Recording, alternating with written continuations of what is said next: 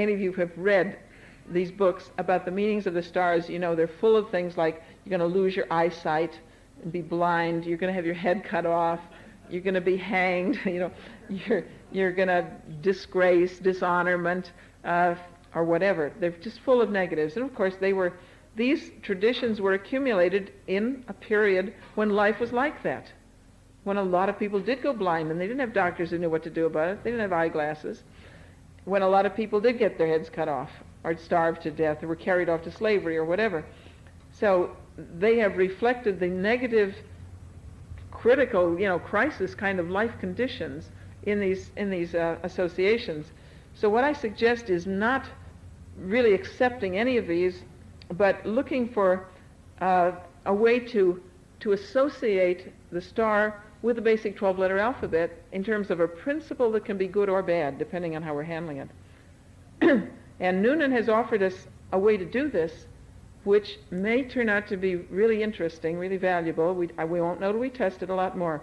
But he has taken the spectrographic class of the stars, and they are divided into 7 spectrographic classes in astronomy, ranging from O, which is high oxygen content, down to M, which is heavy metals.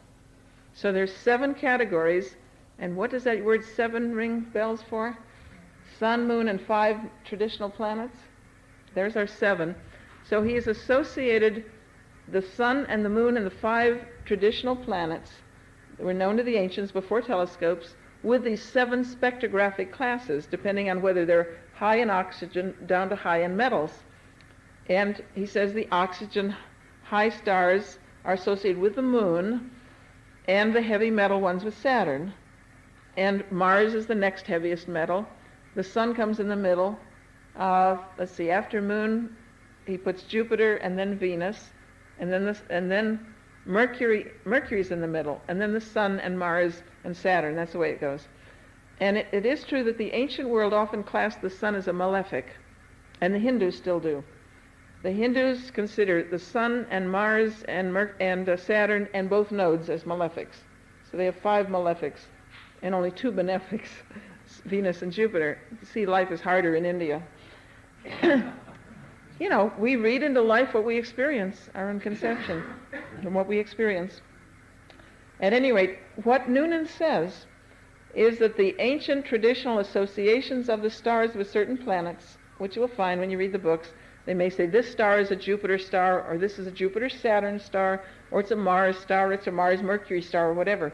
He says there's a very high correspondence between the assignment of those planets, connecting those planets to certain stars as their nature, and the spectrographic classes that he's selected. Now, I don't know if the correspondence is really as high as he says it is. He claims it's like 75 or 80% accurate. And my impression, and just a little bit of work with it, it's not really that close a correspondence. It's not that accurate. But we don't know. We have to check a lot more. I just want you, again, to know what's being done in astrology, what work is going on, and offers interest for the future.